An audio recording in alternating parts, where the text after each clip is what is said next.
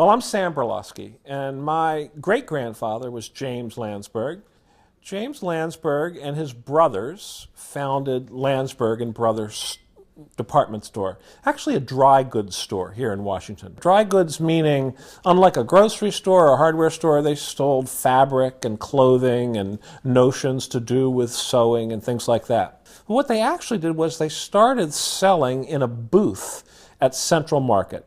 Central Market was the large market full of stalls, the way Eastern Market is in Washington, but much, much larger, and it stood where the National Archives is now. So they had a little booth there, and they sold small things. They sold buttons and pins, safety pins, or I don't even know if they had safety pins, I should say buttons and pins and collars, apparently. Things that they didn't have to invest a lot of money in.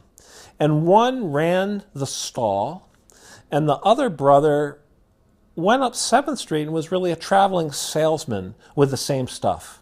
And he would walk up 7th Street. 7th Street becomes George Avenue, it still does, so it was absolutely a major thoroughfare. And they started as a very simple merchants, and then opened a store on Lower 7th Street, at about 7th and D. At the same time, they were successful. A family story is that upon hearing that President Lincoln was assassinated, they knew that there would be a demand for black bunting. And if you see pictures of Washington at the time when we were mourning the assassination of Lincoln, all the buildings are draped with black bunting, and apparently it all came from Lansburgh's. They went to Baltimore and they cornered the market on it. Then, more recently, an article, a historical article, came to our attention by a historian talking about another branch of the Lansburgh family that in the 1890s they had asked a favor of John Hay, who in the 1890s was Secretary of State, but he was Secretary to Lincoln during the 1860s, during the Civil War. And Hay wrote back and said, "I'd love to help you because I've always been grateful to the Lansburghs for not making any money off their sales of black crepe."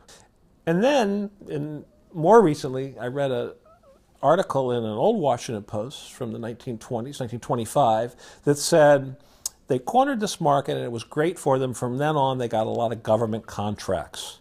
So maybe that's the most lucrative way. Maybe they did sell it at no profit, but they got government contracts, which could be a gift that just keeps giving. But then in the 1880s, they built a new store, a big red granite, probably Romanesque structure that was designed by Adolf Kloos. About 1920, they tore that down to build an even larger store. And there's I guess it's about 8 stories, the store that's there now, which looks like sort of an early skyscraper. Supposedly the great innovation of the new store was that they put their fabrics on the top floor with a skylight, so that those buying fabric, the women buying fabric to make dresses, could see the actual color of the dresses. Oh, I remember shopping at Lansburgh's, but we used to have a little card that gave us a discount. And I know my mother's card said number 2, and the clerks there would say, and we got 20% discount. So we always used to say that there was 11th commandment in our household, which was, "Thou shalt try Lansburgh's first." All those things I wish I knew more about. Ask your ancestor stories.